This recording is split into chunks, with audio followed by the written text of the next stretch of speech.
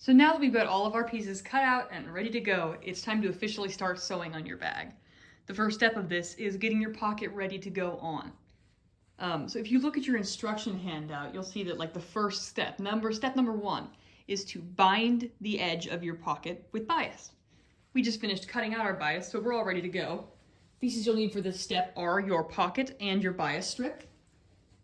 And what we're going to do is we are going to take our bias strip, and right now I've got the wrong edge facing me of my lining fabric for my pocket. And if you are someone like me who has a fabric with a direction to it, for example, right now the flowers are upside down, I want them facing this way on my bag, that means I need to pay attention to that. So this is the top of my bag. If your fabric is just something like with a zigzag kind of thing on it, it doesn't have a top and a bottom, you get to choose if this is your top or that's your top. For now, this is my top. This is what I'm going with. So what I'm going to do is I'm going to place my bias strip down on my pocket fabric, and I'm lining up the very edge of this with the marked seam line on my pocket. I'm just kind of centering it with a little bit of extra over on each side. We cut extra because we don't want to have to recut again, not because we need a full 15-inch strip. And that's pretty good. I'm looking pretty well on there. And so now I'm going to pin this down.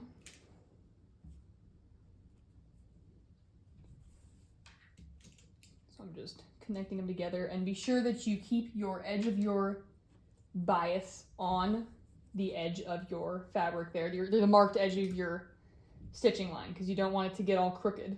That'll make your bag look much less nice in the end. And this is what your pinned fabric should look like. You'll notice I've got currently right side to wrong side on the bias, which can be confusing, but that's because we're gonna flip it over, and when we get it all stitched down, it's gonna make a super cool, nice little tube of a very stylish bag, good times. Now I'm gonna head over to my sewing machine. So now that I'm over at my sewing machine, I'll wanna do all my before sewing checks. If I hadn't had my machine threaded, I would want to thread it and double check I got bobbin thread in there. Double checking my stitch length, which I'd like to be at a 3 for this, and for I think everything in this project. You don't need to adjust it beyond 3. Because that's just normal. And I'm going to take my fabric with my bias binding on it. I'm going to place it under the presser foot. I'm going to bring it down. And so what I want to be doing is I want my presser foot to be lined up right with the edge of the bias binding. So I'm sewing at a 1/4 inch into the bias binding technically, but what I'm doing is I'm following the edge of the bias with my foot. And I'm gonna backstitch.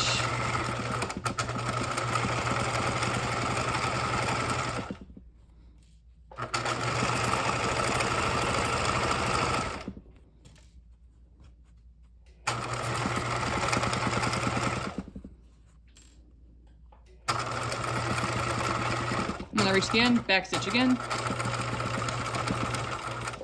And I'm gonna stop, clip it off.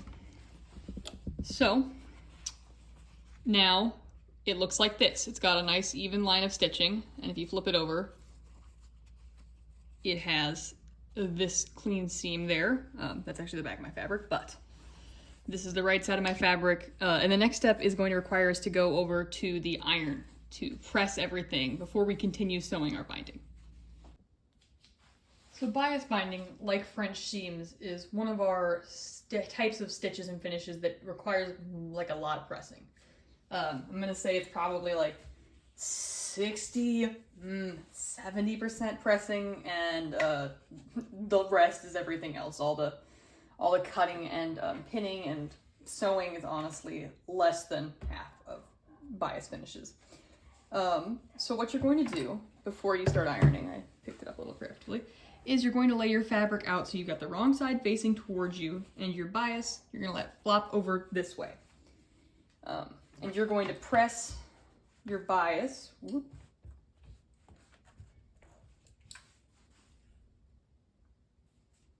Now this is an important lesson on making sure your iron doesn't get too hot. Somebody wanted to get a little melty today on me, so we're We're switching her down. Yes. If you're ironing with synthetic fabrics, don't iron on max. Because it's, you know, in the end of the day, it's plastic and plastic melts. But the good news is it stopped before it really became a problem. So we're gonna persevere. We're gonna press on. I know that somewhere one of you is laughing. One of my super cool 6 subscribers.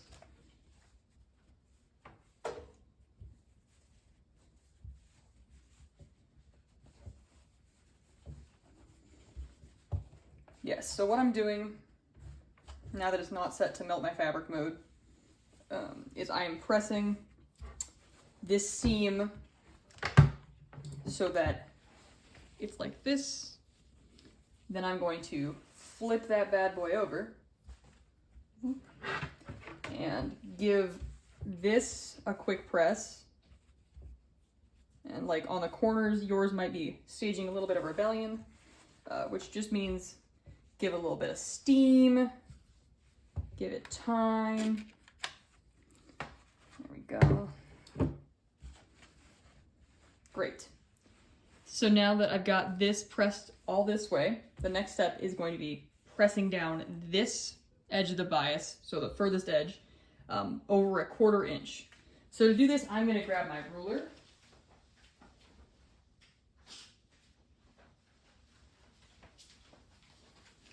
And I'm just going to mark a line because I think that's going to make it easier on everybody, specifically me right now. So I'm taking my ruler, I'm marking a few key points to indicate my 1/4 inch, and I'm going to line them up. Oop, there we go. My iron is living its dream, you know, doing its iron business. Okay. Now in my really dark and visible pen, which I'm sure you can see super well from there. Oh, you can see it pretty okay. Better than I was thinking. You might be able to see it better than me, actually. So I've got my line marked at 1/4 inch. I'm going to fold this over and kind of finger press with it. And then I'm going to bring my iron in and press it over on this line. And steaming will help it hold.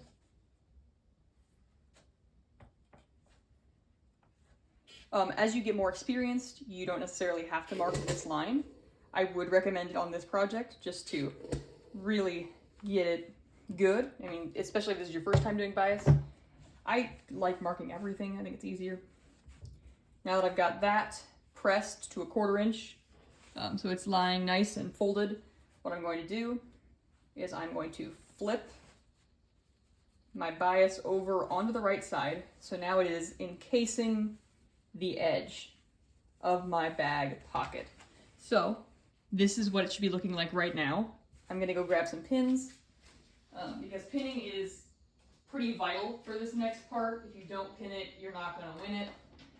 You're going to be sad and have to seam rip a lot, which is not my desired outcome for you at all. I'd really rather you have like success and you're delighted with yourself. So, okay. The way that I'm going to pin this does get a little complicated because you're trying to hold all these layers down and even. So I'm going to pin that there. I'm going to move a little bit forward. And I'm taking care to keep my fold here even, because it can be easy to really be like, yeah, I can fold it all the way over.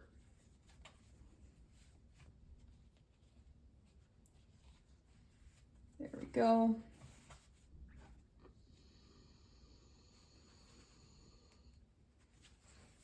And once I've got this nice and pinned in place, I am going to give the edge of it one last really good press,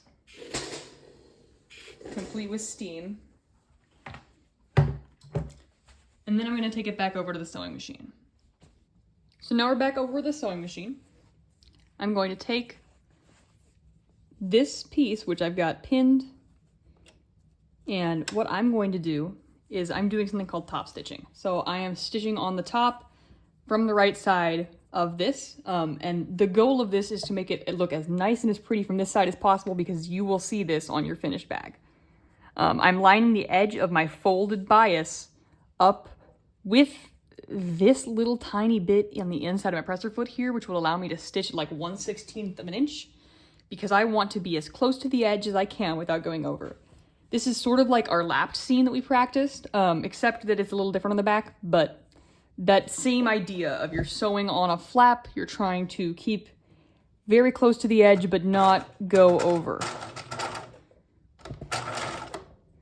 Be sure to backstitch.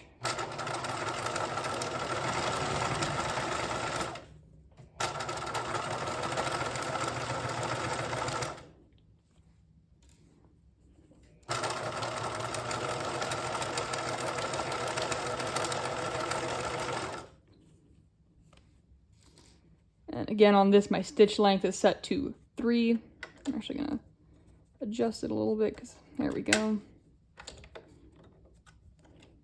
Yeah.